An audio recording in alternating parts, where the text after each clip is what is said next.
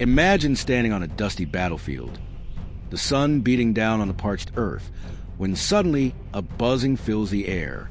You can't see where it's coming from, but it's already too late. Arrows whistle like hornets, falling with deadly precision from an impossible distance. Your shield vibrates, your comrades scream, and as you look up, you barely catch a glimpse of distant silhouettes. Ghost riders who shoot and vanish. Who were these warriors? How did they manage to strike such terror without ever being seen up close? For centuries, Western empires, Romans, Byzantines, even Germanic tribes, spoke of them with fear. Horse archers who seemed to rise from the dust and disappear into the shadows. The fear they inspired came not only from their deadliness, but from their mystery. Western accounts described the chaos of their ambushes, but rarely explained who they were, where they came from, or how they truly fought. To their enemies, they were a faceless threat.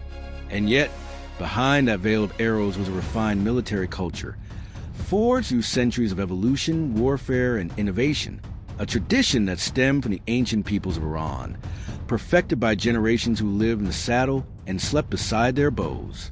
Today, we begin a journey to give them a face and a voice once more. The horse archers of the Sasanian Empire. But to understand them, we must first go back to a time of chaos, to the fall of one empire and the birth of another.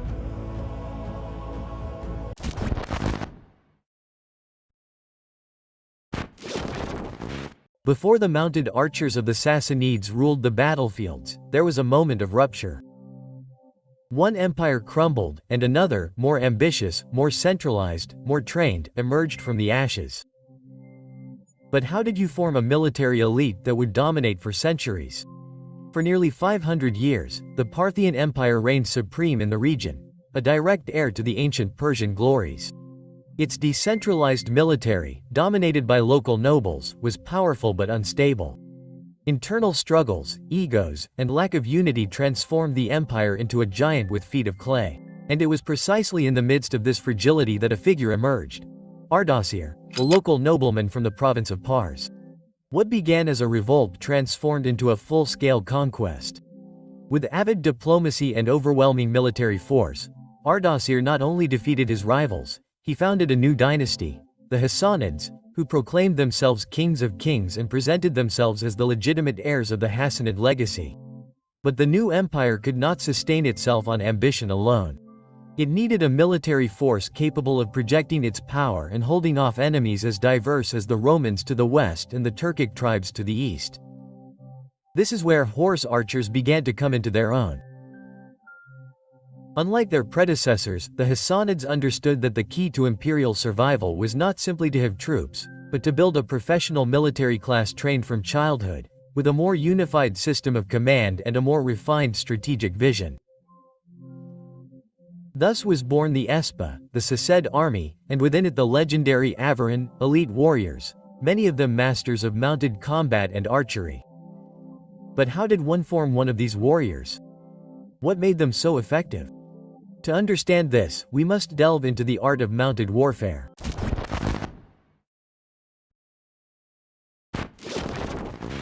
A mounted archer is not born but forged. On the vast plains of ancient Iran, the ability to shoot a deadly arrow while riding at full speed was not a rare talent, but an expectation. What kind of training created these almost superhuman warriors? The peoples of the East, many of them nomadic or semi-nomadic, were raised on the saddle. Boys learned to ride from the age of 5, shooting arrows at rats, birds, or hares, and rose to become skilled horsemen capable of hunting, waging war, and surviving without dismounting. The Sassanids institutionalized this tradition. Military training began in childhood and included more than just riding and shooting. Young nobles practiced wrestling, fencing, javelin throwing, spear combat, physical exercises, group discipline, and extreme endurance. The result was soldiers who were not only prepared for combat but also to think strategically in the midst of it. The brightest entered the elite. The Avaran, noble warriors who combined physical education with intellectual training in literature, poetry, logic, and leadership. But even the best training is useless without the right equipment. The ideal warrior had to balance mobility with protection. Many light cavalrymen wore only tunics, boots, and a pointed hat called a kuol. Others, especially among the Avaran, were protected by chainmail, helmets with visors, and even composite armor decorated with precious metals.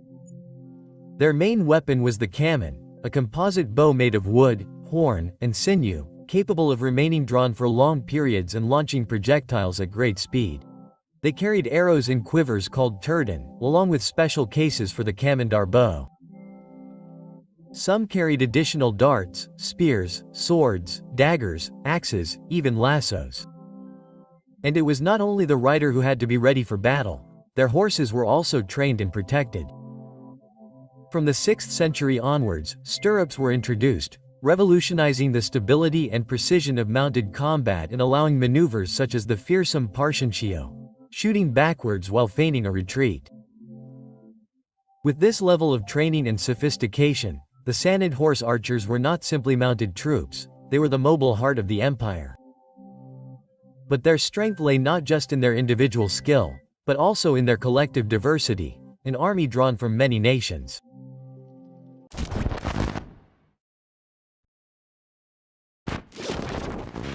How do you build an army capable of taking on the Romans, the tribes of the Caucasus, and even the early Islamic caliphates? The answer lay not in the strength of any one nation, but in the coming together of many. The Sassanid army was not homogeneous. It was made up of warriors from backgrounds as worthy as their landscapes, from the high mountains of the Caucasus to the steppes of Central Asia. While the elite corps, the Avarans, came from noble Iranian families, especially from regions like Pars, Media, and Parthia, they did not fight alone.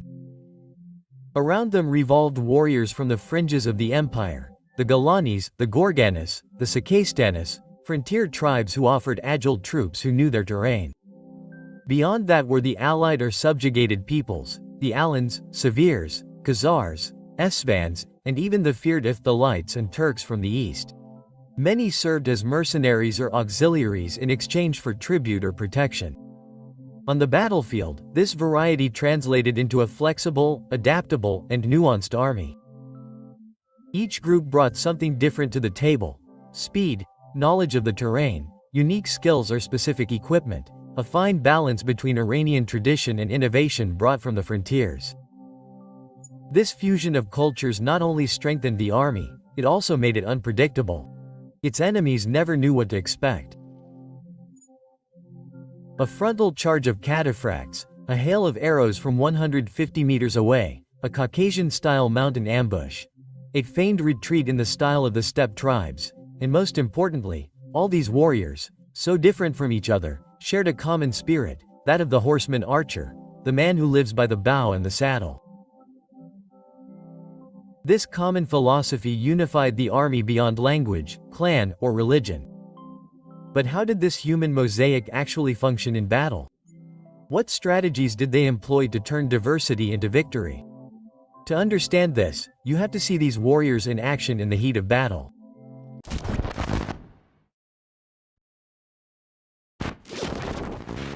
On the eastern fringes of the Roman Empire, a silent enemy was becoming increasingly lethal. Its movements were unpredictable, its power growing, and its skill with the mounted archery left the legionaries without a response. How do you confront an enemy that never gives you the fight you expect? From the moment of its founding, the Sassanids tested their military machine in relentless campaigns. As early as 224 AD, at the Battle of Ormodon, Ardashiri defeated the last Parthian king with a force largely composed of cavalry. It was the first great test of fire for the new mounted archers. Soon after, the empire turned westward. In 231, Ardashir's troops invaded Roman Mesopotamia. Emperor Severus Alexander counterattacked, but as his forces descended from the mountains onto the plains, they were ambushed. Herodian narrated the story with drama. Ardashir attacked with his entire army, trapping the Romans like fish in a net. Pelted with arrows from all directions, they were powerless to respond and all were killed. Over the next few decades, the Sassanid horsemen waged an endless war against Rome. They defeated Gordian III, Philip the Arab, and captured Valerian himself at the infamous Battle of Dessa. Although tactical details are scarce, We can deduce that their archers played a key role: long-distance harassment, constant attrition, deceptive retreats, and deadly ambushes. But they did not fight only against Rome. On their eastern borders, they faced equally deadly enemies: the whites, the Turks, and even the Arabs. Cavalry versus cavalry battles, attritional assaults, skirmishes, and assaults that barely left a trace in the chronicles but that shaped the character of the army. A notable tactic was the three-wave attack. First, spearmen to force the enemy to group, then mounted archers to bombard the closely packed troops. Finally, another cavalry charge to break what was left. A brutal pace that forced the enemy to adapt or die. These tactics were not static. The Sassanid army evolved with each engagement. It adapted to the Romans, copying some of their structures, incorporating heavy infantry, war elephants, and hybrid troops that combined bow and spear. In the Wabi, during the wars against Byzantium, we saw a more mature and complex version of the ESPA. In battles such as those of Belisarius against Cavati, both sides employed mounted archers, ambushes, traps, and heavy cavalry charges in a dance of strategy and strength. But even such a sophisticated military had its limits. Constant warfare, pressure from all fronts, and a new ideological and military enemy to the south, the rising Islam, were beginning to erode the empire's foundations. The end was near, but tradition, like the shot of a perfect arrow, would continue to fly for generations.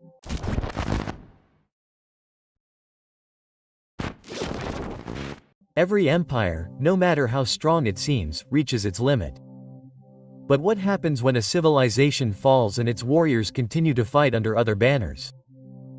By the early 7th century, the Sassanid Empire was exhausted. Decades of wars against Rome, Byzantium, northern tribes, and peoples of Central Asia had worn down its economy, weakened its internal unity, and eroded its political power. New fortresses and defensive campaigns attempted to hold off the inevitable, but the system was beginning to crack.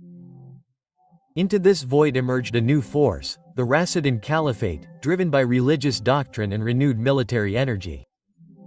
Islam expanded rapidly across the Middle East, and although the Islamic State resisted with the stubbornness of an empire accustomed to challenges, it was not enough.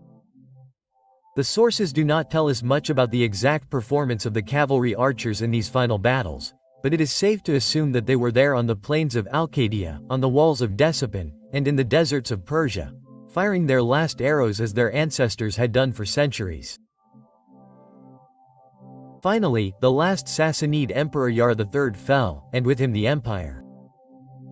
But the story does not end there, because if there is one thing that characterized the cavalry archers of the Iranian world, it was their adaptability. Many of them, descendants of the noble Saburan or tribal warriors, continued to serve under the new Islamic order. They brought their experience, their bows, their horses, and their vision of combat into the new armies. And so the age-old tradition of the Persian horseman did not die, but evolved.